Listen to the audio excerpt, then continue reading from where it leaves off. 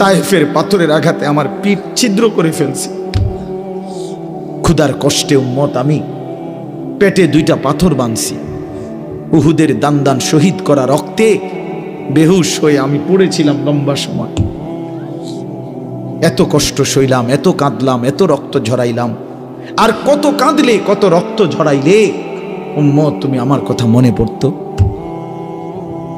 বলেন, জিজ্ঞেস করবে আমার ভাই। আমি বলে গেলাম, নিজেদেরও ব্যস্ততা একটু বেশি এখন, এই জন্য বারবার আসতে। আমি তো কত আসছি আপনাদের এখানে, আশেপাশে কত মাহফিলে আসছি। ব্যক্তিগত অনেক ব্যস্ততা, কাজে কর্মের অনেক, বয়সের কারণে অনেক আলাদা মাহফিল ছাড়াও অনেক ছোটখাটো অনেক কাজ করতে হয়, যার কারণে তো কুলাইতে পারি না বারবার আসা। আপনাদেরকে মনে করাই দিলাম। নবীজি জিজ্ঞেস করবে, আমি আর কত কাঁদলে, কতবার আমি রক্ত ঝরাইলে আমার কথা মনে পড়তো? কতবার? 30 বছর ধরে মিথ্যা বললা, কখনোই হারাম ছাড়লা না, আমার কথা মনে পড়ে নাই? কোরআন শরীফে আছে হযরত মুসা আলাইহিস সালামের সাথে আল্লাহ তাআলা প্রথম যখন তুর পাহাড়ে কথা বলতেছিলেন, তো প্রথম সময় প্রথমবারই মুসা আলাইহিস সালামকে আল্লাহ তাআলা বলছেন, ইন্নী আনা রব্বুক ফাখলা'না আলাইক, যে মুসা আমি তোমার রব, আমি তোমার সাথে কথা বলবো, আমার ওয়াহি তোমার উপর এখন অবতীর্ণ হবে, তো আগে তুমি জুতা খুলে নাও। ফাখলা'না আলাইকা, তোমার জুতা খোলো। তো তাফসীরের মধ্যে লিখছে যে জুতা খুলতে বললেন কেন? আল্লাহর কথা শুনবার আদব এটা, নাই তো জুতা খোলার ওইখানে কোনো জরুরত ছিল না। এবং সবচেয়ে বড় কথা হলো তখন প্রচন্ড ঠান্ডা ছিল, প্রচন্ড শীত, এই পরিমাণ ঠান্ডা কুয়াশা ছিল যে মুসা আলাইহিস সালামের স্ত্রী সন্তান সম্ভবা ছিল, মানে গর্ভবতী, তো ওরা কাঁপতেছে শীতে। মুসা আলাইহিস সালাম রাস্তা হারায় ফেলছে, আবার শীতে ঠান্ডায় কাঁপতেছে।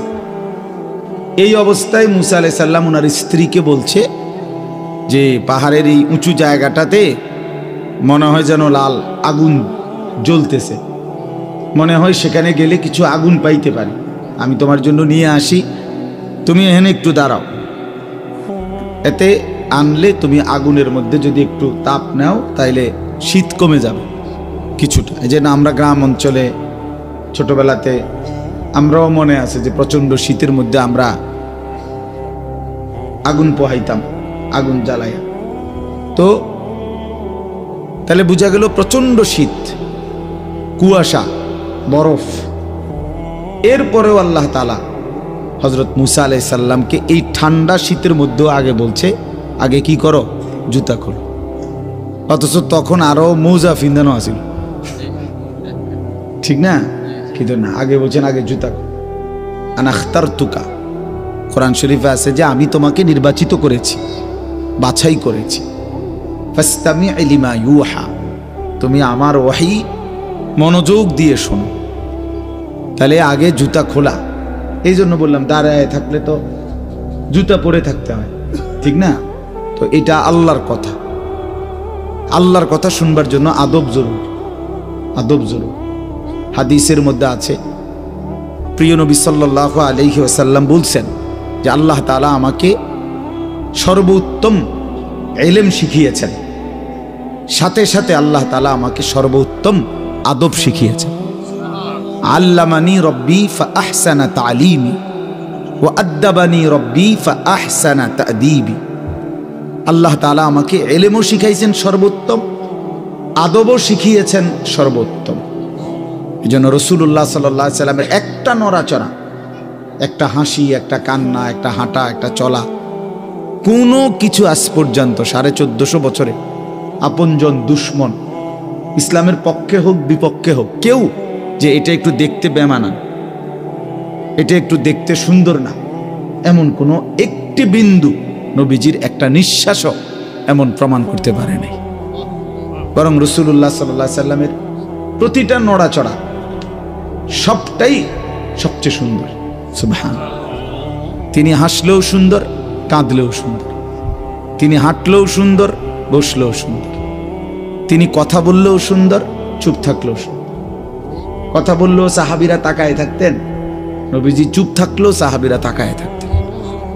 অনেক সাহাবী এমন ছিল যে শুধু আল্লাহর নবী সাল্লাল্লাহু আলাইহি সাল্লামের চেহারা মোবারকের দিকে তাকাইয়েই থাকতেন, তা আবার কোনো কথাবার্তা নাই, তা আবার চলে যাইতেন।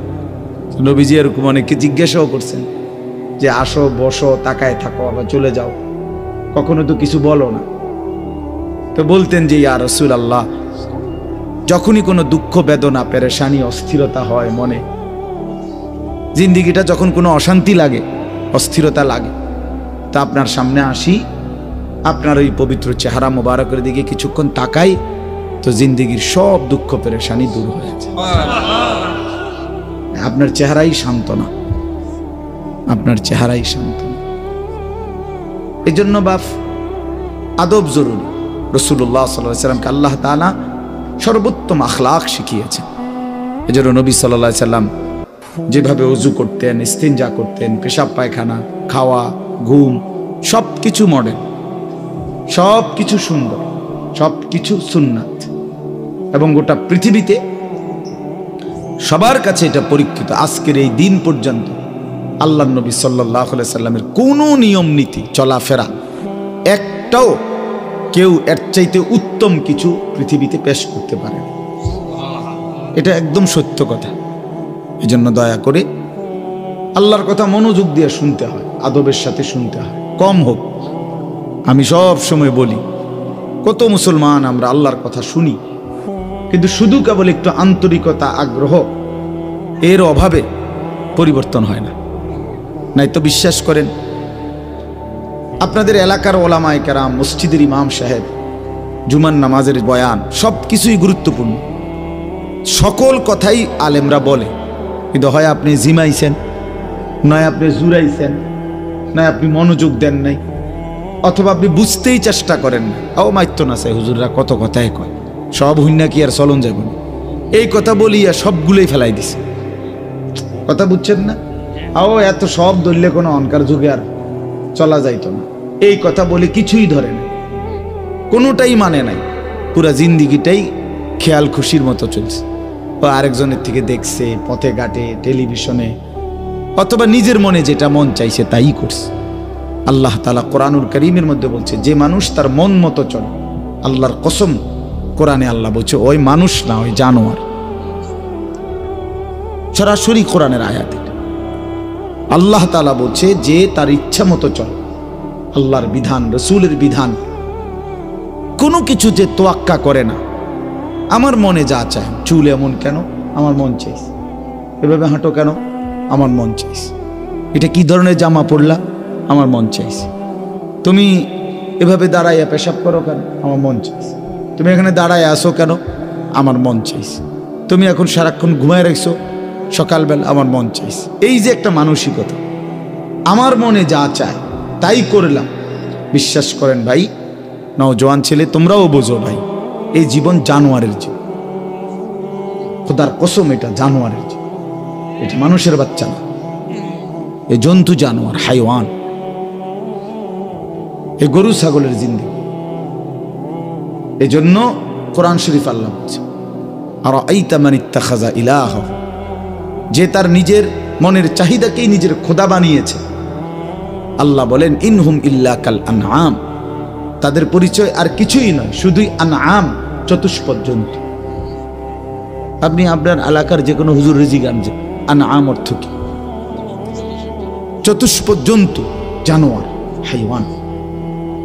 এই জন্য আদব জরুরি, আল্লাহর কথা কমই শোনেন, মনোযোগ দিয়ে শোনেন, তাহলে দেখবেন আপনার মসজিদের ইমাম সাহেবের বয়ান দ্বারাই জিন্দিগি বদলে গেছে। না একবারে চাঁদের দেশের থেকে হুজুর আনতে হইব, মঙ্গল গ্রহ থেকে হুজুর আনতে হইব, এইগুলো কোনো কথা না। আল্লাহর কথা যিনিই বলে, ছোট হোক, বড় হোক, স্থানীয় হোক, দূরের হোক, আল্লাহর কথা যিনিই বলে তিনিই দামি, যখনই বলে তখনই দাম।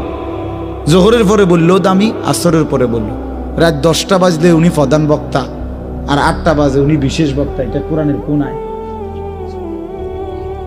বলেন বলেন, এটা হিসাব বলেন, কথা বুঝছেন না আপনি? মাগরিবের পরে বয়ান করলে উনি সামান্য বক্তা, আর রাত যত সাফে গভীর হয় তত তিনি বড় বক্তা। এটার কোনো যুক্তিসঙ্গত কোনো ইয়া আছে, কারণ আছে এটা? তো এটা কি? এটা কোনো বিষয় না। প্রধান বক্তা, বিশেষ বক্তা, অল্প বক্তা, সাংঘাতিক বক্তা, ভয়ঙ্কর বক্তা, এগুলো সব ধোঁকা। এগুলো কি? আমি আজকে, যেমন আজকে জোহরের পরে বয়ান করছি চাঁদপুর, আসরের আগ টাইম পর্যন্ত। এশার নামাজের পরে বয়ান করছি নাঙ্গলকোট, লাকসামের ওরও আরো হেদিক। আমার একটা বিশেষ কারণে আমি ওখানে যাইতে হয়েছে, এই কারণে আমার এখানে দেরি হয়েছে। আমার এইটা আগের নেওয়া মাহফিল, আব্দুল বাতেন ভাই বহু আগে দাওয়াত দিয়েছে, কিন্তু ওইখানে আমি এতটা বড় মাপের বুজুর্গ আলেম আমারে আবদার করছে হাতে ধরে, আমি না যাইয়া পারিনি। খুব কষ্ট করে আমি গেছি, মানে বহুত কষ্টে উড়াই আসছি। আপনার সারাটা দিন পথে পথে, সারাদিনে আমি আজকে এখনো বৈশা ভাত খাইনি। এমনি বললাম, মানে নাস্তা টাস্তা করছি গাড়িতে বসে বসে, সব গাড়িতে বসে বসে। তো এই যে বললাম বিষয়টা অর্থ হইল, তাহলে এখন আমি আসরের আগে যে বয়ান করলাম তখন আমি কি বক্তা? বুঝেন নাই? এসার পর যে বয়ান করলাম তখন হিসেবে আমি কি বক্তা? অহন আমি কি বক্তা? এটি বুঝি কথা? এই সময় আমি অল্প গুদ্দুর বক্তা, অনসাংঘাতিক বক্তা, এইটা কোনো কথা না। আল্লাহর কথা যখনই বলা, আল্লাহর কথা বলতে থাকা, ফজরের পরে, জোহরের পরে, কখনো 10 মিনিট, কখনো 1 ঘন্টা, যতক্ষণ বলা যায় বললেই লাভ, খুললেই লাভ, জবান খুললেই লাভ, আল্লাহকে ডাকলেই লাভ, আল্লাহকে ডাকলেই লাভ। সুবহানাল্লাহ একবার বললেও নেকি, 1000 বার বললেও নেকি, একবার বললে একবারের নেকি, 1000 বার বললে 1000-এর নেকি। কথা বুঝছেন না? এই জন্য বাপ আমার, ভাই আমার, বন্ধু আমার, এটা বোঝা উচিত। আমি প্রতিদিন বয়ানের শুরুতে 10-20 মিনিট সময় এই কথাটা বুঝাইতে চেষ্টা করি যে আপনারা সকল আলেমদের কথাকে কদর করেন। জনপ্রিয়তা এটা একটা ধোঁকা, অর্থাৎ এটা আল্লাহ তাআলার একটা ইচ্ছা। হয়তো কখনো আল্লাহ তাআলা আপনার কাউকে একটু বেশি মানুষের সামনে বলায়, কখনো কাউকে কম মানুষের সামনে বলায়। এটা কোনো অপমান, বেইজ্জতি, ইজ্জতের কিচ্ছু নেই। 1 লাখ মানুষ মনে করেন আজকে আমার বয়ানে এখন বসলো, 1 লক্ষ মানুষ আমারে স্লোগান দিয়া কোম্পানিগঞ্জ স্টেশনে দিয়ে আসলো, সম্মান দেখাইলো সবাই। আপনি বুঝলেন আর কি আমি খুব জনপ্রিয়। কিন্তু আল্লাহ তাআলা বললেন আনিস আমি নিলাম না। হ্যাঁ, তারপরে বুঝেন নাই আমার কথাটা? আল্লাহ তাআলা বলল আমি নিলাম না, আমি তোমার এই গ্রহণ করলাম না। তখন তো কুত্তার সমান মর্যাদাও নাই, তখন তো জন্তু জানোয়ারের সমান মর্যাদাও নাই। আল্লাহ যদি কাউকে প্রত্যাখ্যান করে সারা পৃথিবী শিক্ষার লিখি। আল্লাহ গ্রহণ করা এটা সবচেয়ে বড় কথা। আপনারা জানেন, অবাক হবেন, ছেলেরা ভাই এই মোবাইলগুলো নামায় দাও, নামায় দাও, এমনি শোনো ভাই ভালো হবে, আমার কথাটা শোনো ভালো হবে ভাই, হাতে ধরা যেই মোবাইলগুলো সব নামায় ফেলো, এমনি শোনো, এমনি। যখন আমরা সামনে নাই তখন মোবাইল থেকে শুনি। এখন তো আলহামদুলিল্লাহ আমরা উপস্থিত আছি এখানে, ঠিক না? মেহেরবানি করে আন্তরিকতা নিয়ে চেহারার দিকে তাকাইয়া শুনলে ভালো। এই সারাক্ষণ মোবাইল নিয়ে ব্যস্ত থাকলে এটা এক ধরনের রোগ, আসলে বাস্তব। আপনি ডাক্তারকে জিজ্ঞাসা করে দিন, মোবাইলের এই আসক্তি, নেশা, সারাক্ষণ এটা ছাড়া চলতে না পারা, এটা এক ধরনের রোগ, মানসিক।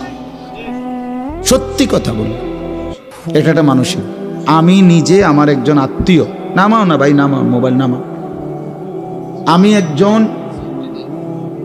আমার একজন আত্মীয়, তার এই ব্রেনে সমস্যা হয়েছে। আমি তারে কুমিল্লা একটা বড় মানসিক হাসপাতাল, ওখানে ভর্তি করাইছিলাম। আমি নিজে তো দেখতে গেছি যখন তারে, তখন ওখানে একজন ভদ্রলোক, উচ্চ শিক্ষিত, সরকারি উচ্চ পদস্থ কর্মকর্তা, তো উনি ওখানে বসা। আমারে দেখে জড়ায় ধরছে, কাঁদছে। তো ওনার স্ত্রী বিবির জন্য দোয়া চাইছে উনি, যে হুজুর আমার ওয়াইফ এই হসপিটালে ভর্তি, সেও আপনার মাস্টার্স করা মেয়ে, মহিলায় মানে বেটার বউ। তাই বললাম স্যার আপনার স্ত্রী এখানে ভর্তি, বুঝলাম না বিষয়টা কেন।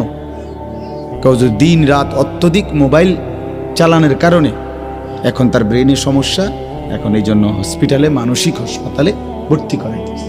একের আল্লাহর কসমে কোরআন সামনে ওই দেখেন ওই অপদার্থ কি পরিমাণ অপদার্থ, মানে এই জিন্দিগি একটা ফালতু জিন্দিগি আর কি। যে হুজুর আমনে না, আরো বলেন আমি বেশরমের কোনো শরম নেই, মানে এইটাই হলো মানুষ। অর্থাৎ কোথায় আমি কিচ্ছুর কোনো হিসাবের দরকার, আমার যা মন চায় তা। এবারে কে বলছে এত কথা আমার দরকার, আমনের মতো হুজুর নামে হুজুরের আব্বা কোক, আমার মোবাইল আমি টিকবই। বহুত বড় অসভ্য মানসিকতা এটা, অসভ্য মানসিকতা। দিন দিন ছেলে পেলে জিন্দিগির কোনো সৌন্দর্য নাই ভাইয়া। একটা সৌন্দর্য থাকতে হয়, নিজের একটা সৌন্দর্য আছে, আত্মমর্যাদা আছে, চলাফেরা, কথাবার্তা, চাল চলনের মধ্যে একটা রুচি থাকে মানুষের। আমার নিজস্ব কোনো স্বকীয়তা নাই, আমার যখন যেরকম মন চায় তখন, এক এক সময় এক এক চুল, এক এক সময় এক এক জামা, এক এক সময় এক এক ড্রেস। এটা তো স্বাভাবিক মানুষ না, এ তো প্রতিবন্ধী, মাতাল, পাগল মানুষ, তার সিরা মানুষ। হ্যাঁ, এজন্য বাফ আমি অনুরোধ করলাম, আমি শক্তভাবে বলার অর্থ এটাই, অনেক মানুষ এটা মানসিকভাবে ক্ষতি করে, ব্রেনের উপরে চাপ, প্রয়োজনকে প্রয়োজনের মধ্যেই রাখা। বড় মোবাইল বিভিন্ন কাজে অনেক সময় বিশেষ জরুরত আছে, অফিসিয়াল কাজে, ব্যাংকিং কাজে, অনলাইনের বিভিন্ন কাজ আছে যেটা বড় মোবাইল ছাড়া চলেই না, ঠিক আছে না। প্রবাসী অনেক মানুষ আছে, তাদেরও অনেক কাজকর্ম এটা দিয়েই সারতে হয়, ঠিক আছে। প্রয়োজন প্রয়োজনের মধ্যেই থাকুক, জরুরত তো জরুরতের মধ্যে, কিন্তু এটা বুঝি 24 ঘন্টা এটা জীবনের অংশ বানায় ফেলা, সারাদিন সারা রাত, এটা পাগলামি ছাড়া, মাতলামি ছাড়া আর কিচ্ছু না। এটা শেষ পর্যন্ত একদিন, আল্লাহর কসম আমি বললাম ছেলেরা, একদিন তোমার জীবনটা একটা শূন্য মরুভূমি বানায়া তোমারে ছেড়ে দিবে। বাস্তবতা এটা ভাই, জোরে বললো না, জোরে স্বাভাবিকভাবেই শোনো। ঠিক বলতে গিয়ে যদি আবার রসিকতা করো তো গুনাহ হবে। একজনে দুষ্টামি করে জোরে বললা ঠিক, আরেকজনে হাসি দিলা, তো তো মস্কারি করলা। আল্লাহর কথার সামনে কি করতে নাই? টিটকারি করতে নাই। আল্লাহর কথা তুচ্ছ তাচ্ছিল্য করা, ঈমান চলে যাওয়ার আশঙ্কা, বিপদ। আমি এত কিছু বললাম, খামখেয়ালির কোনো দরকার নেই। এত জোরে এত মজা করে ঠিক বলার কিছু নেই, শুনতে থাকো ভাই, আলাদা আলাদা শোনো। এজন্য আমি বললাম প্রত্যেকটা মানুষ, কোরআনুল কারীমের মধ্যে আছে আল্লাহ তাআলা বলেন, ওয়ালা তাকুনু কাল্লাযীনা নাসুল্লাহা ফাআনসাহুম আনফুসাহুম।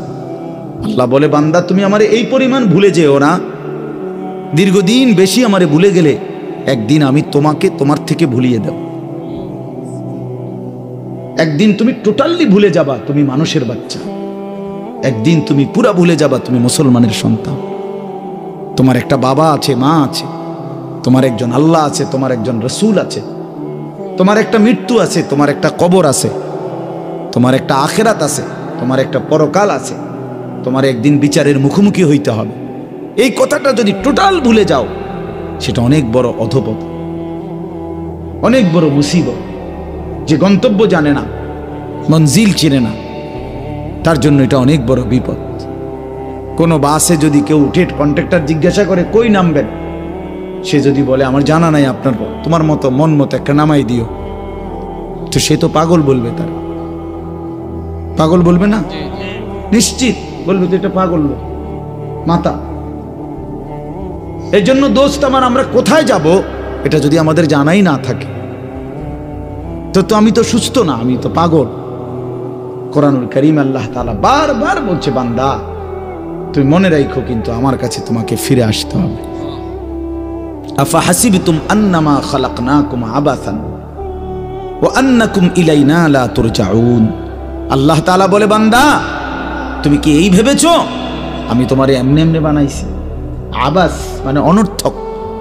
আমি কি তোমাকে অনর্থক বানিয়েছি? কোনো উদ্দেশ্য নাই, কোনো উদ্দেশ্য নাই আমার, এমনি এমনি ছেড়ে দিলাম। ওয়া আন্নাকুম ইলাইনা লা তুরজাউন। আল্লাহ তাআলা বলে, বান্দা তুমি কি এই ভেবেছো যে তোমাকে আমার কাছে আসতে হবে না, ফিরতে হবে না? কি বলেন আপনারা, কি মনে করেন? বাবারা বলেন, কি মনে করেন? আল্লাহর কাছে ফিরতে হবে? আমাদেরকে আল্লাহ তাআলা বেহুদা বানাইছেন? তো এটা তো জিজ্ঞাসা করা উচিত, কেন বানাইলেন মালিক? কেন আসলাম পৃথিবীতে? আমি যা করছি এটাই কি আপনি চাচ্ছিলেন? আমাকে যাচ্ছি কোথায়? আমার প্রতিদিন যে মানুষগুলো মৃত্যুবরণ করলো তারা যা গেল কোথায়? আমি যাব কোথায়? সেখানে আমাকে কিছু বলবে কিনা, জিজ্ঞেস করবে কিনা? এটুকু বিবেক যদি দিমাগ না থাকে দোস্ত আমার, বাপ আমার, তো আমি মানুষ হইলাম কিভাবে? আমি মানুষ হইলাম কি? আমি একজন সুস্থ মানুষ হলাম কিভাবে? আমি তো জন্তু জানোয়ার না, আমি তো কুকুর বিড়াল না যে খাইলাম আর ঘুমাইলাম, গরু ছাগল না। কোরআনে আল্লাহ বারবার বলছে, বান্দা কুল ইন্নাল মাউতাল্লাযী তাফিররুনা মিনহু ফাইন্নাহু মুলাকীকুম সুম্মা তুরাদ্দুনা ইলা আলিমিল গায়বি ওয়াশ শাহাদা। আল্লাহ বলে, বন্ধু আপনি আমার বান্দাদের সকলকে বলে দেন, দুনিয়াবাসী, মৃত্যু থেকে তোমরা যেখানেই পলায়ন করো না কেন, মৃত্যু নিজেই তোমাদের সাথে সাক্ষাৎ করবে। সুম্মা তুরাদ্দুনা ইলা আলিমিল গায়বি ওয়াশ শাহাদা, অতঃপর তোমাদের সকলকে প্রকাশ্য এবং গোপন সব জানেন যেই সত্তা মহান আল্লাহ, তার কাছেই ফেরত আনবে। তিনি কে? ফায়ুনাব্বিউকুম বিমা কুনতুম তা'মালুন। অতঃপর আল্লাহই তোমাদেরকে শোনাবেন, জানাবেন তোমরা তোমাদের পুরা জিন্দেগিতে কি কি করেছি। এইভাবে বহু আয়াত, বহু আয়াত, বহু আয়াত। ইলাল্লাহি মারজিউকুম জামিআন। আল্লাহ বলে তোমাদের সকলকে আমি আল্লাহর কাছে ফিরতে হবে। ইলাইহি তুরজাউন, ইলাইহিল মাসির, ইলাইয়াল মাসির। এভাবে বারবার বারবার আল্লাহ বলেন, বান্দা ফিরতে হবে, আসতে হবে, আসতে হবে, আমার কাছে আসতেই হবে। আমার শায়েখ আল্লামা মুফতি মুশতাকুর নবী সাহেব বলে, আল্লাহ তাআলা ছাড় দেয়, ছেড়ে দেয় না। যেই ছেলে গুড্ডি উড়ায় সে সুতা ছাড়ে, নাটাই ছাড়ে না। নাটাই বোঝেন না, যেটার মধ্যে সুতা, হ্যাঁ এইটা নাটাই, হাতে যেটা থাকে আর কি। তো সুতা তো ছাড়তে ছাড়তে ছাড়তে ছাড়তে ঘুড়ি অনেক উপরে চলে গেছে, কিন্তু ছেলেটা নাটাই তো ছাড়ে না, নাটাই ছাড়ে না। তো আল্লাহ তাআলা বলে, বান্দা 60 বছর, 50 বছর, 70 বছর, 30 বছর, 100 বছরের সুতা তো আমি ছেড়ে দিছি, কিন্তু নাটাই ছাড়ি নাই। ঠিক যখন সময় হয় আমি আল্লাহ মালাকুল মউত পাঠিয়ে, আজরাইল পাঠিয়ে 1 সেকেন্ডেই তোমাকে আবার আমার কাছে নিয়ে আসি। তোমারে ফিরাইয়া আনতে দেরি হয় না। ফাইদা জাআ আজালুহুম লা ইস্তাখিরুনা সাআতান ওয়া লা ইস্তাকদিমুন। 1 সেকেন্ড আল্লাহ দেরি করবে। চলেন বাপ, এইজন্য ভাবতে শিখি। ছেলেরা তোমরাও ভাইবো, আমার বাপ আমার কথা হইলো তোমার পথে তুমি, আমার পথে আমি। যার যার জায়গায় আমরা ফিরে যাব, যার যার গন্তব্যে। তোমার ঘর আলাদা, আমার ঘর আলাদা। তোমার জিন্দিগি তোমার সাথে, আমার জিন্দিগি আমার সাথে। কেউ কারোর জন্য আটকায় না বাপ। দুনিয়া কেউ কারোর জন্য আটকায়ও না, আর দুনিয়া কারোর জন্য থাইমাও থাকে না। বহুত স্বার্থপর এই দুনিয়া, বহুত স্বার্থপর। আজকে তো অনেক বন্ধু দেখা যায়, কিন্তু অ্যাক্সিডেন্ট করলে সাথে অন্যরাও পাও ভাঙে না।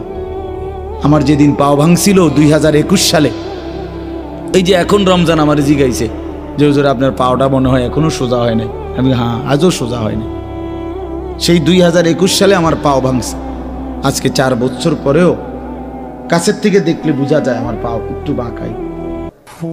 তো আমার তো অনেক ঘনিষ্ঠ বন্ধু আছে, কিন্তু সেদিন তো আমার পাও ভাঙলো যেদিন, সেদিন তো আমার সাথে আর কারো পাও ভাঙে নাই। এবং আমি যেই মোটর সাইকেলে ছিলাম, ওই মোটর সাইকেলে আমি যার বন্ধু, আমার বন্ধুর মোটর সাইকেলে আমি পিছনে বসছি। আমি মোটর সাইকেল চালাই নাই, পারিও না চালাই। তো পিছনে বসা ছিলাম, সে সামনে। ভ্যান গাড়ি আইসা আমার পায়ে বাড়ি দিস, অথচ আমার ঠিক বরাবর তার পাও, সেও তো মোটরসাইকেল চালাইতেছে, তার পায়ে একটা সুতাও লাগে না, কিচ্ছু লাগে। দুনিয়ায় আমরা একাই, স্বার্থপর এই দুনিয়া। সামনের সিএনজি অ্যাক্সিডেন্ট করলে রক্তে ভাইসা গেছে মানুষের লাশ, পিছনের গাড়ি থামে না, সাইডে দিয়ে জায়গা জায়গা বাফ, কেউ থামে না। একটু জ্যাম বাজলে কারো আর সহ্য হয় না, চিৎকার শুরু করে, জ্যাম ক্লিয়ার করো, পুলিশ কই, এই বেটা কি, আরে ভাই মানুষ মারা গেছে, আরে বেটা মানুষ মরলে মরছে বেটা, রাস্তা ক্লিয়ার করো বেটা। এরই নাম দুনিয়া, এরই নাম দুনিয়া। তোমার এই অসৎ বন্ধুগুলোরে ডাক দিয়ে বলো না একবার যে দোস্ত, আমার যদি পাওটা ভাঙ্গা যায়, আমার কাছে যদি টাকা না থাকে, আমি যদি আর কোনোদিন তোদের সাথে আড্ডা দিতে না পারি, তো তোরা আমার সাথে আসবি কিনা? কেউ আসবে না, কেউ আসবে না। তুমি বুঝো না ভাইয়া, তুমি জানো না এই অসৎ বন্ধু তোমারে নষ্ট করে দিচ্ছে। সারা দিনে যে বন্ধু, দিনের পর দিন তার সাথে আমি চললাম, অথচ একটা বার এক ওয়াক্ত নামাজ পড়ার কথা বলে না, এ তো বন্ধু না, এ তো জানোয়ার, এ তো শয়তান। এটা বন্ধু কিসের? এটা বন্ধু কিসের? এই জন্য আমরা প্রত্যেকেই এটা ভাবা উচিত, আমরা একাই, দুনিয়া তো একা, কবরও একা, দুনিয়া তো একা। আমার অসুস্থ হইলে, পেটে ব্যথা হইলে আর কারো পেটে ব্যথা হয় না, আমার বিবিরও না, আমার বাচ্চার, আমি একা না। আমার সুখে আমি একাই, আমার দুঃখে আমি একাই, আমার বিপদে আমি একাই, আমার মুসিবতে আমি একাই, আমার কবরে আমি একাই, আমার হাসরের ময়দানে আমার একাই দাঁড়াইতে হবে। এই জন্য আমরা যদি নিজেকে ভুলে যাই, ভুল হবে এটা। আল্লাহ তাআলা আমাদেরকে আকল দিছেন, দিমাগ দিছেন, বুঝ দিছেন, বিবেচনা দিয়েছেন, বোধ শক্তি দিয়েছেন, আলো অন্ধকার, রোদ বৃষ্টি, আগুন পানি, ভালো মন্দ, রাত দিন বুঝার তৌফিক দিয়েছেন, সব কিছু দিয়েছেন। আমি এটা আপনাদের এখন শোনাচ্ছি। এখানে আমি 5টা আয়াত পড়ছি, এই ছোট্ট অল্প একটু সময়ে এই আয়াতগুলোর তর্জমা শুনে তাইলে আমার কথা শেষ। শুরুতে আমি এটা বলে নিলাম, আল্লাহর কথা মনোযোগ দিয়ে শুনবেন। আপনাদের এলাকার ওলামায়ে কেরামের বয়ানও, এই জুমার বয়ানও আন্তরিকতা নিয়ে শুনবেন, বলেন ইনশাআল্লাহ। অনেক চাচা, বয়স্ক, মুরব্বী, অনেকের মানসিকতা হইল এই জুমার বয়ান হয় মসজিদে, উনি বসে বসে জুড়ায়, এ বইয়ে বইয়ে কাব্যা, এ কাব্যান না বেড, এ কাব্যান নেই থায়, আর কামে লাগে না কোনো। এই জীবনটা শেষ জীবন পর্যন্ত, বুড়া বয়সেও ওই সাদওয়ান আর ওই বন বিড়ি ছাড়া আর কোনো কামে লাগে না। ডিউটি এটা, বইয়া বইয়া বন খায়, বিড়ি খায়, আর এই গপ মারে, সিহুলি কয়, সিনেমা, নাটক, সিনেমা, নর্তকী, নাচ গান, টেলিভিশন, বসে বসে চা দোকানে এগুলো দেখে। কারণ আমল করবে তো জানেই না কিছু, জানেই তো না কিছু, শিখেই তো নাই কিছু, শিখেই তো না কিছু। আমলের মধ্যে কোনো ভুল আছে কিনা এটাও তো সংশোধন করে না। 100 দানার তসবিহ পড়ে ফেলছে 1 মিনিটে। এটা কি তসবিহ পড়লো? মিনিটের মধ্যে, মিনিট মেশিনে সুবহানাল্লাহ, সুবহানাল্লাহ, আলহামদুলিল্লাহ, আল্লাহ, লিখিতা, এগুলো কি? আপনি জিজ্ঞাসা করেন, এখন একজন আলেম জিজ্ঞাসা করেন, পৃথিবীর কোন আউলিয়া বুজুর্গকে জিজ্ঞাসা করেন যে এটা তাসবিহ কিনা? এটা মোটেই তাসবিহ না, কোনোদিনও না। ইসলামে রাসূলুল্লাহ সাল্লাল্লাহু আলাইহি ওয়াসাল্লাম জীবনে কোনোদিন বলে নাই যে উম্মত তাসবিহ যত তাড়াতাড়ি শেষ করতে পারবা তত নেকি, নামাজ যত তাড়াতাড়ি শেষ করতে পারবা তত নেকি, তারাবি যত তাড়াতাড়ি শেষ করতে পারবা তত নেকি। আল্লাহর কোরআন, রাসূলের হাদিস, কোন আউলিয়া, কোন পীর মাশায়েখ, কোন উলামা, কোন পীর বুজুর্গ, কোন ফকিহ, মুফতি, মুহাদ্দিস, ইমাম, আলেম কেউ কোনোদিন বলে নাই। আপনি এটা কি নামাজ পড়েন? 4 রাকাত সুন্নত পড়তে আপনি 1.5 মিনিটে ওডেয়ার নামে, ওডেয়ার নামে মস্কারি করে আর কি, আল্লাহর সাথে মস্কারি করে, একটা ফরনারি, ফরন আর কি। সূরা, কেরাত, দোয়া, কালাম, আত্তাহিয়াতু, তাশাহুদ, দোয়ায়ে কুনুত সব ভুল। আপনি নামাজ পড়েন, আপনি নামাজ পড়েন, হ্যাঁ, হাসরের ময়দানে গিয়ে দেখবেন সব ডি মিলাইয়া 100 গ্রাম ওজন আইয়া না, টের পাইবেন তো তখনই না। কথা বুঝেন নাই? আমরা হুজুররা আজীবন শুদ্ধ কোরআন পড়তে হবে, আর আমনে ভুল কোরআন পড়ে বেহেস্তে চলে যাবেন। বেহেস্ত এরকম বেইনসাফের জায়গা না, বেহেস্ত ইনসাফের জায়গা। নামাজ, রোজা, হজ, যাকাত, জিকির, তেলাওয়াত, কোরআন, এর জন্য আপনার জন্য যে আইন আমার জন্য সে আইন, আমার জন্য যে আইন আপনার জন্য সে আইন। রাসূলুল্লাহ সাল্লাল্লাহু আলাইহি সাল্লামের জন্য কোরআন শরীফ শুদ্ধ করা ফরজ, আর সাহাবীদের জন্য কোরআন শরীফ কোন রকম পড়লেই চলতো, এটাই নিয়ম ছিল তো। তাইলে আমনে সাধারণ মানুষ, আমনে পাবলিক, আমনে ছোটবেলায় পড়েন নাই, আপনি স্কুলে পড়ছেন, আপনি কলেজে পড়ছেন, এই সমস্ত কথা বললেই আপনার কোরআন শরীফ অশুদ্ধ, সূরা কেরাত অশুদ্ধ, তাইলে আপনি মাফ পেয়ে যাবেন, এ কথা আপনারে কে বলল? পাবলিক হইলে কোরআন শরীফ শুদ্ধ করতে হয় না, এ কথা আপনারে কে ফয়সালা দিল? বলেন চাচা, একজন চাচা বলেন, কথাটা বুঝছেননি আমার চাচা? না আপনি গ্রামের মানুষ হইলে আপনার সূরা কেরাত শুদ্ধকরণ লাগবে না, আপনি ভুল করেই সারবো আপনার, এই কথা ফয়সালা দিছে কে? কোন হুজুর? তার বিচার হইবে। বলেন মিজান ভাই, আপনি জিগান, কে বললো এই কথা? এরকম কোনো অধিকার আছে কারো সিদ্ধান্ত দেওয়া?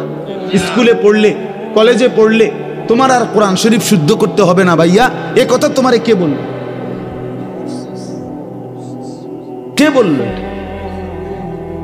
রাসূলুল্লাহ সাল্লাল্লাহু আলাইহি ওয়াসাল্লামের সামনে যে সাহাবী দাঁড়াইতেন আবু বকর, আর পিছনে যে সাহাবী, সকলের কোরআন শরীফ সমান শুদ্ধ ছিল, সকলের রুকু সেজদা সমানভাবে বিশুদ্ধ ছিল মিয়া।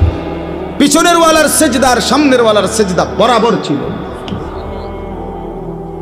মস্কারি করে আমরা গ্রামের মানুষ, হুজুর আমরা হইলাম সাদা সিধা মানুষ, কোন রকম কোন রকম কদ্দুর দিন আইনা দিন খাই, আলাপ করে। আলাপ আপনার এই সমস্ত আলাপে হবে না বাপ, বিশ্বাস করেন না, হবে না।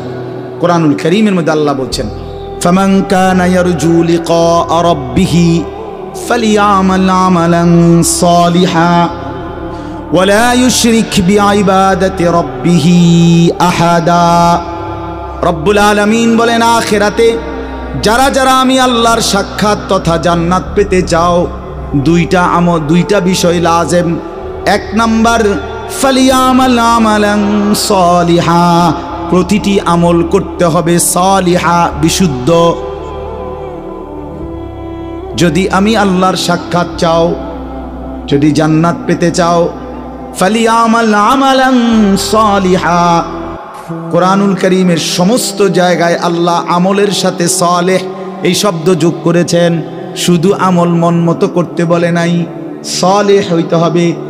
ইল্লাল্লাযীনা আমানু ওয়া আমিলুস সালিহাত ওয়াদাল্লাহুল্লাযীনা আমানু মিনকুম ওয়া আমিলুস সালিহাত। বারবার আল্লাহ বলছেন, বান্দা আমল হতে হবে বিশুদ্ধ। নেক আমল মানে বিশুদ্ধ আমল, বিশুদ্ধ আমল হইলেই নেক আমল। বোঝেন নাই? যে আমল বিশুদ্ধ আমল, ওই আমল নেক আমল। যেটা নেক আমল ওইটা বিশুদ্ধ আমল। মানে বিশুদ্ধ আমল না হলে সেটা নেক আমল হয় না।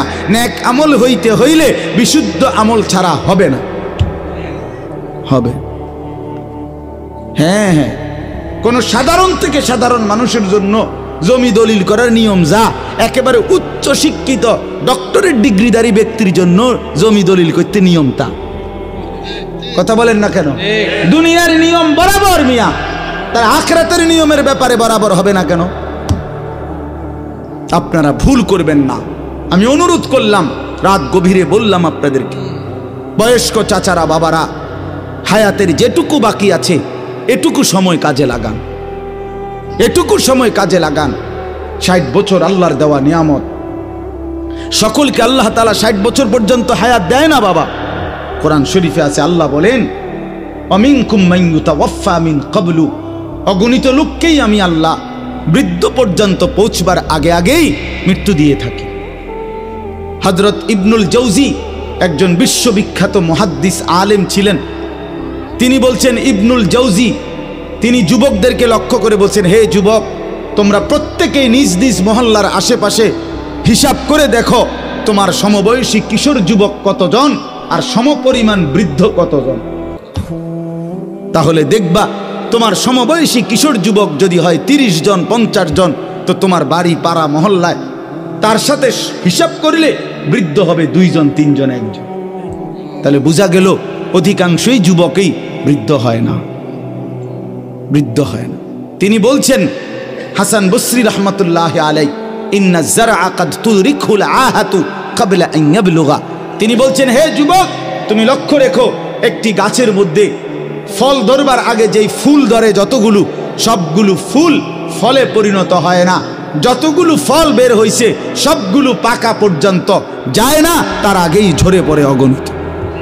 একটি আম গাছে যতগুলো মুকুল ফুল ধরে, ফুল বের হয়, সবগুলো বড় বড় আম হয়? বলেন না বাপ? ঝরে যায় অগণিত ফুল। এরপরে যেগুলো আম হয় ছোট ছোট, তো সবগুলো ছোট্ট আম বড় হইয়া পাকা পর্যন্ত পূর্ণ হয় না, ঝরেই যায় বেশি, থাকে কয়টা? অল্প। এজন্য মানুষের হায়াতে বৃদ্ধে পৌঁছবার আগে আগেই ঝরে যায় বেশি, কবরে চলে যায় বেশি। এটাই সত্য, এটাই বাস্তবতা। প্রত্যেক বাড়িতে বাড়িতে আছে। মানুষ বলে যে এই চাচা, এই দাদা আমগো বাড়ির মধ্যে হুজুর আর এই শেষ মুরব্বী, ঠিকই না বলেন না? চাচাই আর বাচ্চা রয়েছে, দোয়া করেন, যেটার জন্য দোয়া করেন, এরকম বলে না? আমাদের কাছে তো বলে। তো বাড়িতে তখন অনেক লোক আছে, ছেলে পেলে, কিন্তু বয়স্ক লোক আছে কয়জন? 1 জন, 2 জন, 1 জন। এই জন্য যুবক অনেক নওজোয়ান বর্ষ ভাইয়া, আমি অনুরোধ করলাম, দোস্ত আমার, বন্ধু আমার, নিজেরে নষ্ট করে দিও না বাপ, নিজেরে নষ্ট করে দিও না। দেখো ডানে বামে তুমি নষ্ট হয়ে গেলে, পচে গেলে, কেউ নাই, কেউ নাই, কেউ নাই। কোনো চরিত্রহীনকে কেউ ভালোবাসে না, কোনো দুশ্চরিত্র, কোনো মদখোর, নেশাখোর, গাঁজাখোর, বাবাখোর, ইয়াবাখোর, ডাইলখোর, পুট্টাখোর, এই হারামিরে কেউ পছন্দ করে না। কোনো সুদখোর, কোনো ঘুষখোর, কোনো কিস্তিওয়ালা, এরে কেউ পছন্দ করে না। কোনো হারামখোরকে কেউ পছন্দ করে না। সামনে ভয়ের কারণে, ক্ষমতার কারণে, বাহাদুরির কারণে, হয়তো কখনো কখনো সামনে যদিও কিছুটা ভদ্রতার দেখায়, কিন্তু পিছনে অভিশাপ দেয়। তোর উর্ফে খোদার গজব পড়ো, এমনি বলে, তোর উর্ফে আল্লাহর লানত পড়ো, তুই মানুষের সম্পদ কুক্ষিগত করস, এই কথা বলে। তো বেটা কি টাকা কামাইলি, কি বাড়ি করলি বেটা, টাইলস লাগাইলি, মানুষ তোরে অভিশাপ দেয় বেটা। এর চাইতে এই জিন্দেগির চাইতে মরে যাওয়া ভালো বেটা, মরে যাওয়া ভালো হারামখোর বেটা। এই জন্য বাপ, কোন নাফরমানকে কেউ পছন্দ করে না, কোন জালেমকে কেউ সম্মান করে না, মহব্বত করে না। আল্লাহ তাআলা আল্লাহর নজর থেকে, বিশ্বাস করেন যে আল্লাহর নজর থেকে সরে যায় প্রত্যেক পাপী, নাফরমান পাপী আল্লাহর দৃষ্টি থেকে, আল্লাহর রহমের দৃষ্টি থেকে সরে যায়। আর আল্লাহর নজর থেকে সরে যায় যে, আল্লাহর কসম গোটা মাখলুক তাকে নিন্দাই করে, মালউন হয়, সমস্ত সৃষ্টির কাছে সে অভিশপ্ত হয়। আল্লাহর রহমের নজর যার উপরে পড়ে, তারে গোটা সৃষ্টি ভালোবাসে। ইন্নাল্লাযীনা আমানু ওয়া আমিলুস সালিহাত সায়াজআলু লাহুমুর রাহমানু ওয়ুদ্দা। আল্লাহ বলে, নিশ্চয়ই যারা ঈমানওয়ালা হলো এবং সমস্ত নেক আমল বিশুদ্ধভাবে করলো, আমি আল্লাহ আমার গোটা সৃষ্টি জগতের মধ্যে তার জন্য আমি নিজে ভালোবাসা দিয়ে দেব। ভালোবাসা দিয়ে, ভালোবাসা জোর করে আদায় করতে হয়, মহব্বত আল্লাহর পক্ষ থেকে।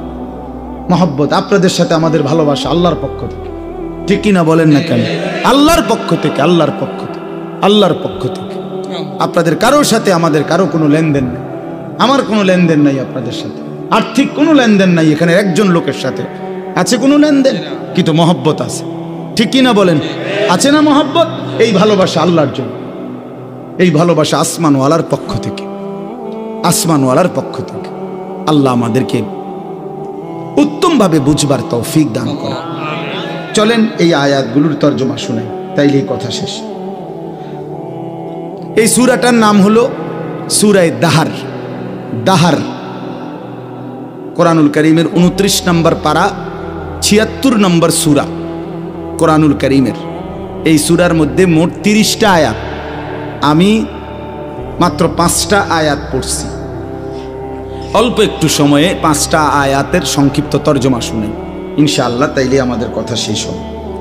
আগে একটা কথা শুধু আমরা বুঝি, একসাথে আমি মুখে বলে নেই, তাহলে তর্জমা করলে সহজ হয়ে যাবে ইনশাআল্লাহ। সূরাটার নাম হলো সূরায়ে দাহার। দাহার মানে হলো যুগ। আমরা যে বলি যুগ যুগ ধরে, এই যুগ বলে আর কি, সময়ের একটা অংশকে কি বলে? যুগ বলে। এই যুগ দাহার। এই সূরাটার 30টা আয়াত। এই সূরাটার একটা বৈশিষ্ট্য হলো কোরআনুল কারীমের এই সূরাটার মধ্যে, পুরা কোরআনের মধ্যেই আল্লাহ তাআলা জান্নাতের অনেক বর্ণনা দিয়েছেন। একটু আগে আমি আইসা শুনতেছিলাম মৌলানা আব্দুল হক ভাই শেষ যে অংশ কথা বলতেছেন, জান্নাতের কথাই বলতেছিলেন, জান্নাতের তেলাওয়াতের কথা বলতেছিলেন, ঠিক না? হ্যাঁ, হযরত দাউদ আলাইহিস সালামের কণ্ঠে তেলাওয়াত। আচ্ছা, কি মজাটা হবে না? কি মজাটা! আল্লাহু আকবার, আল্লাহ। 70,000 বছর এক টানা হযরত দাউদ আলাইহিস সালাম তেলাওয়াত। 70,000 বছর। এই 70,000 বছর জান্নাতীরা সব ভুইলা শুধু ওনার তেলাওয়াত। আল্লাহু আকবার। এরপরে থামবে, তো এরপরে আল্লাহ তাআলা আমাদের প্রিয় নবী, ছেলেরা তোমরা এই যে তোমরা যে ফাজলামি করতেছো এখানে বইসা, এই বেটা আহাম্মক কোথাকার, নামো এখান থেকে বেটা, অপদার্থ বেটা, এতটুকু আক্কল নাই বেটা, নামো এখান থেকে, নামো। তোমার বাপ দাদার সমান মানুষ এখানে বসা আছে বেটা, আহাম্মক বেটা। আখলাক শিখবে কখন ছেলেরা বলেন মিয়া? মুসলমানের বাচ্চা ন্যূনতম আখলাকও যদি না শিখে, জীবনে আমাদের হলোটা কি তাইলে আবার বলে? কতগুলো খাট পালং আর সোফা, আর কতগুলো ফার্নিচার আর কাচের প্লেট, নুনের বাড়ির হিসাব দিয়া কবরে চলে যাচ্ছেন। জীবন মানে কতকটা ঘর করছে, জিন্দিগি মানে একটা বিল্ডিং করে দিছে, জিন্দিগি মানে এক সেট খাট বানাইয়া সোফা বানাইয়া দিছে। খালাস 60 বছর জীবনের ব্যয় করছে এই একটা কামে। এতটুকুই জীবন মিয়া। সন্তান যদি আখলাক না শিখে, স্ত্রী যদি পর্দানশীল না হয়, ছেলেটা যদি নামাজি না হয়, মেয়েটা যদি পর্দানশীল না হয়, খাট পালং আর এই সোফা ফার্নিচার দিয়া হবে কি মিয়া? কি হবে মিয়া?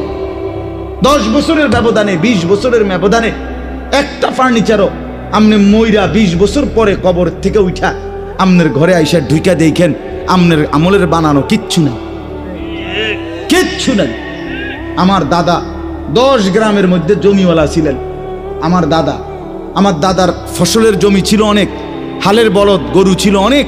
আমার দাদা সম্পদশালী ছিল, আমার দাদার বিরাট বাড়ি ছিল। দাদা মৃত্যুর 12 বছর গোনা, 12 বছর পরে আমি আমার জ্যাঠা, আপন বড় জ্যাঠারে বলছিলাম একদিন, জ্যাঠা আমার দাদার রেখে যাওয়া স্মৃতি হিসাবে বাড়িতে আমার দেখাইবার মতো কিছু আছে কিনা, একটা নুনের বাটি বা কাচের প্লেট বা কিছু একটা আমার কুদ্দুরি দেখা।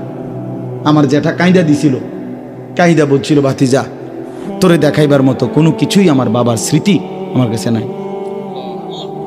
মাত্র 12 বছর, এর নাম দুনিয়া মিয়া।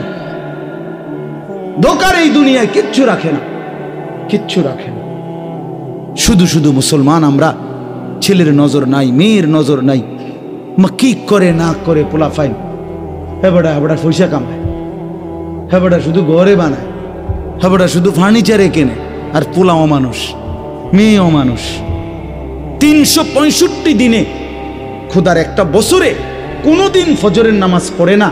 এত বড় জানোয়ার মুসলমানের ঘরে ঘুমায় কেমনে বেটা? তার যদি বাপ থাকে, তার যদি মা বাইচা থাকে, যদি মা বাইচা থাকে, যদি বাপ বাইচা থাকে, এই সন্তান এত বড় জানোয়ার হইল কেন? তুই কোন মার ঘরে জন্ম নিলি না ফরমান? তুই কোন বাপের ঘরে জন্ম নিলি? কোনদিন ফজরের নামাজ পড়স না হাইওয়ান, তুই পৃথিবীতে আসলি কেন? কে তোরে বানাইল বেটা? এ তো কুকুর বিড়ালের জিন্দিগি, এটা তো জন্তু জানোয়ারের জিন্দিগি মিয়া। জীবনের হিসাবে তো মিলাইতে জানেন না। ভাতের থালা কতটি ভাত খাইতে এলিস ভালো, খাইয়া পড়িয়া ভালো আছে, খাইয়া পড়িয়া মানুষ ভালো থাকে না। ভালো থাকা হয় ইমানে আমলে, নামাজে রোজায় ইবাদতে আমলে ভালো থাকে। খাইয়া পড়িয়া ভালো থাকার কিছু নাই। খাইয়া পড়িয়া আমরা চাইতে জন্তু জানোয়ার আরো বেশি খায়। একটি হাতি একদিনে 250 কেজি খাবার খায়, গবেষকদের 250 কেজি, 90 লিটার পানি পান করে। এটা বইতে আছে, গবেষকদের কথা। 90 লিটার পানি পান করে একটা হাতি একদিন। তো পৃথিবীতে কতগুলো হাতি? সারা বাংলাদেশে কতগুলো হাতি? সারা পৃথিবীতে কতগুলো হাতি? তার আল্লাহর দুনিয়া, আল্লাহর দেওয়া রিজিক ওরা কি পরিমাণ ভক্ষণ করছে, আমরা সেই তুলনায় কিছু খাই মিয়া? কি খাই আমরা? কি খাই আমরা? এই জন্য দয়া করে রাগ হইয়েন না, বুঝাইতে চাইলাম। ছেলেদের দিকে নজর দেন, মেয়েদের দিকে নজর দেন। সংসারে মানুষ হলো আসল। মানুষ নষ্ট হইয়া গেলে ফার্নিচার দামি হইলে লাভ কি? ছেলে মেয়ে চরিত্রহীন হইলে খাটটা তো মজবুত, কিন্তু ছেলেটা তো ওই খাটে শুইয়া সারা রাত উলঙ্গ ছবি দেখে। ঘরটা তো বিল্ডিং এর বুঝলাম, টাইলসও বুঝলাম, তো মেয়েটা তো সারা রাত আরেকটা ছেলের সাথে অবৈধ প্রেমের আলাপ করে। তাহলে আপনার জীবনের অর্থ কি বাবা? এই জীবনে বেঁচে থাকার লাভ কি? আল্লাহ আমাদেরকে মাফ করে দেন। এজন্য আমি বলতেছিলাম সূরাটার নাম হলো সূরা দাহার। অর্থ হলো ওই যে বললাম যুগ। তো এই সূরার মধ্যে একটা বৈশিষ্ট্য হলো আল্লাহ তাআলা এই সূরার মধ্যে জান্নাতের বর্ণনা, পুরা কোরআনের মধ্যেই জান্নাতের বর্ণনা আছে, তবে এই সূরার মধ্যে সবচেয়ে চমৎকার, মানে লম্বা এবং খুব হৃদয়গ্রাহী আকর্ষণীয় ভঙ্গিমায় আল্লাহ তাআলা জান্নাতের বর্ণনা দিছেন এই সূরার মধ্যে। মানে জান্নাতের মেহমানদারিটা কেমন হবে আল্লাহ, এটার একটা অসাধারণ বর্ণনা দিছে। আপনি শুনলে পুরাটা সূরা এক্ষণ যাইতে মন চাইবে, জানেন? এক্ষণ যদি আপনার লগে গাড়ি যাই, যদি ফতে জান্নাত পাই নাই মিললাম, এতটা সুন্দর। সুবহানাল্লাহ, সুবহানাল্লাহ। তো জান্নাতের বর্ণনা আল্লাহ তাআলা এই সূরার মধ্যে অত্যন্ত আকর্ষণীয় ভঙ্গিমায় পেশ করেছেন। তো রাসূলুল্লাহ সাল্লাল্লাহু আলাইহি ওয়াসাল্লামের উপরে যেদিন এই সূরাটা নাজিল হয়, মানে যেদিন এই সূরা নাজিল হচ্ছিল, তখন নবীজির সামনে কয়েকজন সাহাবী বসা ছিলেন। এর মধ্যে একজন সাহাবী ছিলেন সামনে বসা, উনি একদম কালো চেহারা, হাবশি, কালো মানুষ, রাসূলুল্লাহ সাল্লাল্লাহু আলাইহি ওয়াসাল্লামের সাহাবী।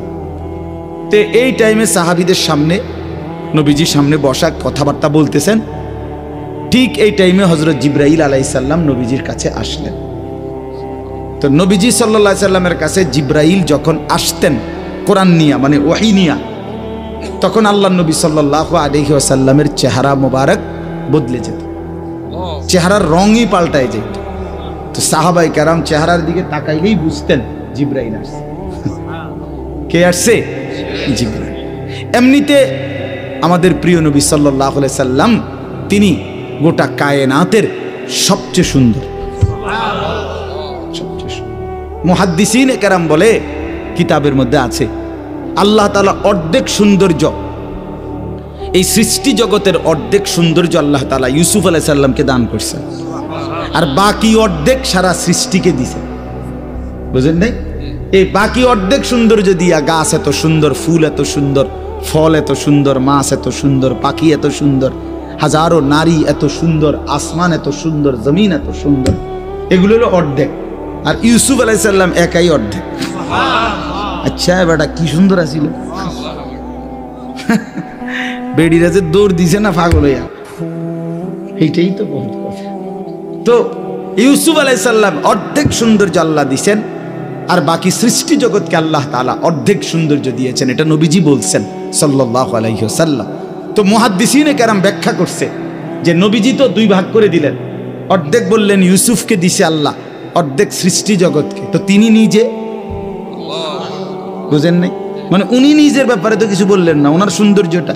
তো মুহাদ্দিসিনে কেরাম বলেন এর দ্বারা এটাই প্রমাণ করিলেন, বিনয়ের কারণে, তাওয়াজুর কারণে নিজেরটা তো বলেন নাই, বুঝাইতে চাইলেন উম্মত আল্লাহ তাআলা অর্ধেক ইউসুফকে দিয়েছেন, অর্ধেক গোটা সৃষ্টিকে দিয়েছেন, একা বন্ধু মুহাম্মদকে পুরাটাই দিয়েছেন।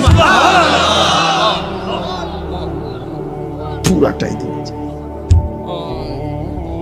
হুসনে ইউসুফ দমে ঈসা ইয়াদে বাইদাদারি আঁচে খুবা আহমাদারান তু তন্হা দারি।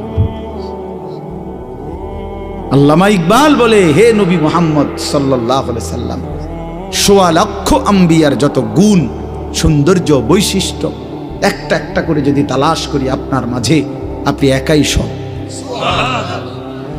তু তন্হা দারি, আপনি একাই। তন্হা মানে একা, আপনি একাই সব।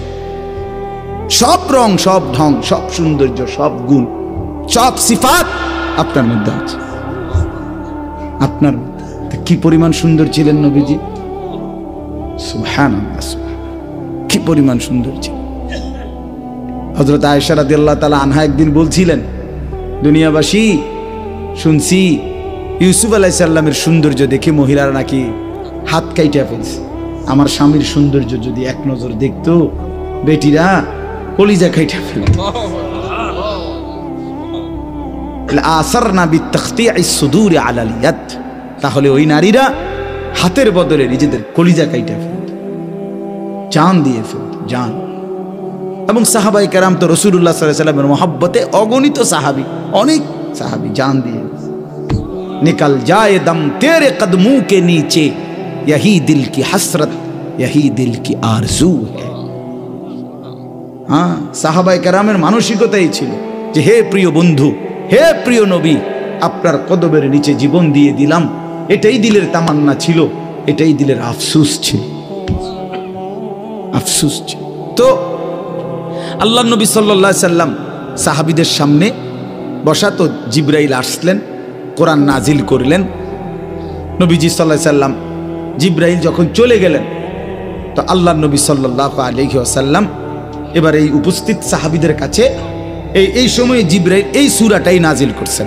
৭৬ নম্বর সূরা, ২৯ নম্বর পারা, সূরা তাহার।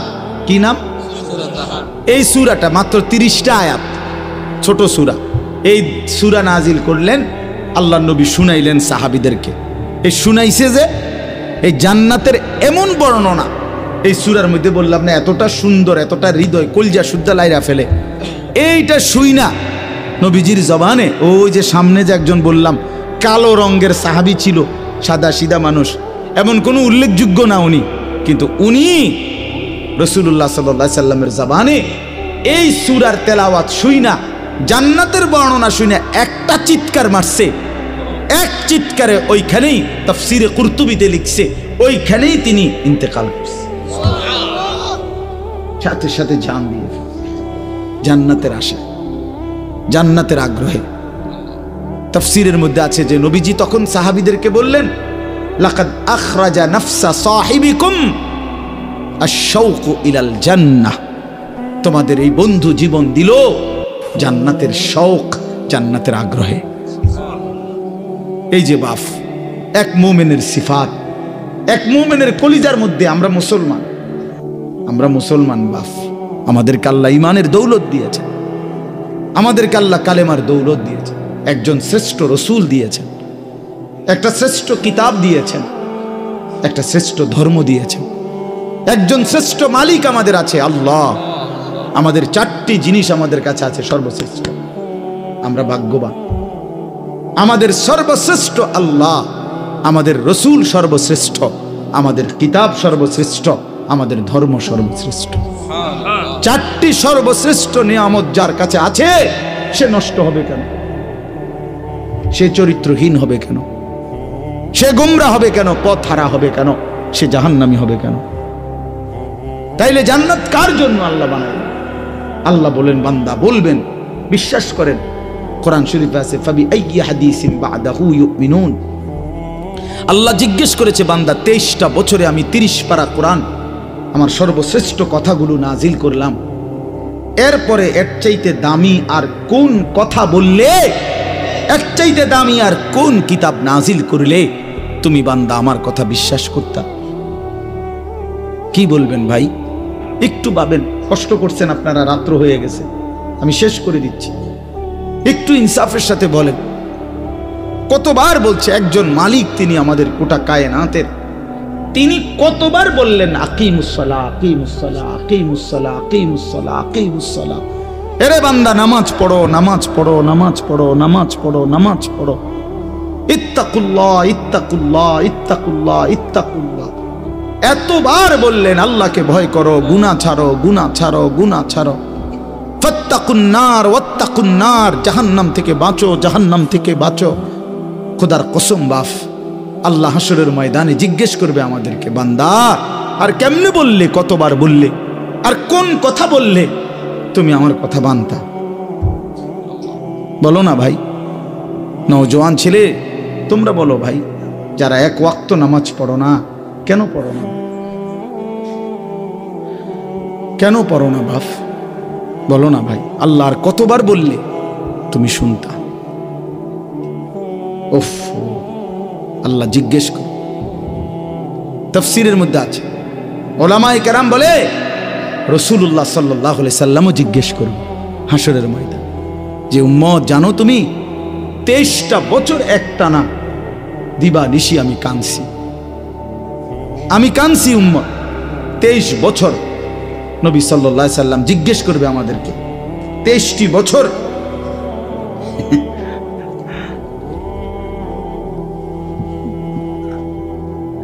যিনি জিজ্ঞাসেন এই মাসালা, এটা তো আপনি সমাধান লিখছেন এখানে, কথা বুঝছেন না? এইটা যেটা আপনি যেটা বুঝছেন এইটাই উত্তর,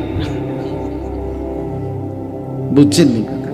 আচ্ছা, তো বলতেছিলাম যে মানে রাসূলুল্লাহ সাল্লাল্লাহু আলাইহি সাল্লাম আমাদেরকে জিজ্ঞেস করবে, উম্মত আমি 23টা বছর দিবানিশি কাঁদছি তোদের জন্য, তোদের জন্য। আম্মা জান আয়েশা রাদিয়াল্লাহু তাআলা আনহা বলেন, নবীজির স্ত্রী, উনি বলেন দুনিয়াবাসী খোদার কসম আমি দেখছি এশার নামাজের পরে নবী সাল্লাল্লাহু আলাইহি সাল্লাম আমার হুজরার মধ্যে দাঁড়াইয়া চোখের পানি ফেলতে শুরু করছেন আর উম্মতের জন্য কাঁদতেছিলেন, দোয়া করতেছিলেন। আল্লাহর কসম, আম্মা জান আয়েশা বলে ফজরের নামাজের আজানের আগ পর্যন্ত এক দাঁড়ানোতে নবী সারাটা রাত কাঁদছে আর দোয়া করছে, সারা রাত সারা রাত সারা রাত সারা রাত কাঁদছে। চোখ লাল হয়ে গেছে, দাড়ি মোবারক ভিজে গেছে, বুকের পশম ভিজে গেছে। ওয়াকাদ তাওয়াররামাত কাদামাহু, আম্মা জান আয়েশা বলে দুইটা পা ফুলে ফুলে গেছে। এত রাত কাঁদলেন। নবীজি বলবেন, উম্মত আমি সারা রাত কাঁদছি, তায়েফের পাথরের আঘাতে আমার পিঠ ছিদ্র করে ফেলছে, ক্ষুধার কষ্টে উম্মত আমি পেটে দুইটা পাথর বাঁধছি, উহুদের দান দান শহীদ করা রক্তে বেহুশ হয়ে আমি পড়েছিলাম লম্বা সময়। এত কষ্ট সইলাম, এত কাঁদলাম, এত রক্ত ঝরাইলাম, আর কত কাঁদলে কত রক্ত ঝরাইলে উম্মত তুমি আমার কথা মনে পড়তো? বলেন, জিজ্ঞেস করব আমার ভাই, আমি বলে গেলাম। নিজেদেরও ব্যস্ততা একটু বেশি এখন, এই জন্য বারবার আসতে, আমি তো কত আসছি আপনাদের এখানে, আশেপাশে কত মাহফিলে আসছি, ব্যক্তিগত অনেক ব্যস্ততা, কাজে কর্মের অনেক, বয়সের কারণে অনেক আলাদা মাহফিল ছাড়াও অনেক ছোটখাটো অনেক কাজ করতে হয়, যার কারণে তো কুলাইতে পারি না বারবার আসা। আপনাদেরকে মনে করাই দিলাম। নবীজি জিজ্ঞেস করবে, আমি আর কত কাঁদলে, কতবার আমি রক্ত ঝরাইলে আমার কথা মনে পড়ত? কতবার? 30 বছর ধরে মিথ্যা বললা, কখনোই হারাম ছাড়লা না, আমার কথা মনে পড়ে নাই? 60 বছর বয়স উম্মত, সেই পর্যন্ত টানা বিড়ি সিগারেট খাইয়া গেলা, আমার কথা মনে পড়ে নাই? তুমি জানো না আমি দুর্গন্ধ পছন্দ করতাম না? আজীবন ব্রাশ করে গেলা, কোনোদিন মেসওয়াক করার কথা মনে পড়লো না? সারা জীবন ডাইনিং টেবিলে খাইয়া গেলা, কোনোদিন দস্তরখানের কথা মনে পড়লো না? 30 বছর ধরে উম্মত দিবানিশি প্রতিনিয়ত দাড়ি কাইটা গেলা, এভাবে যে বারবার দাড়ি কাটলা, আমার কথা কখনোই মনে পড়ে নাই? আমি যে পেটে পাথর বাঁধছিলাম, আমি যে তায়েফের পাথরের আঘাতে পিঠ চালনির মতো ছিদ্র করে ফেলছিলাম, হ্যাঁ, আজ কার কাছে আসছো সুপারিশের জন্য? সুপারিশের কি কোনো নিয়ম কানুন নাই? আপনি কি ভাবছেন চাচা? বাপ আপনাদেরকে বলেন, নবীজি সাল্লাল্লাহু আলাইহি সাল্লাম যে সুপারিশ করবে হাসরের ময়দানে, এটা তো ঠিক, 100 ঠিক, কিন্তু এটার কি কোনো নিয়ম কানুন নাই? হ্যাঁ, কোনো কাগজপত্র নাই, কিছুই দেখবে না নবী নাকি? কথা বলেন না কেন? কিছুই দেখবে না তো? তবে কি হিসাব করছি বুঝছেন?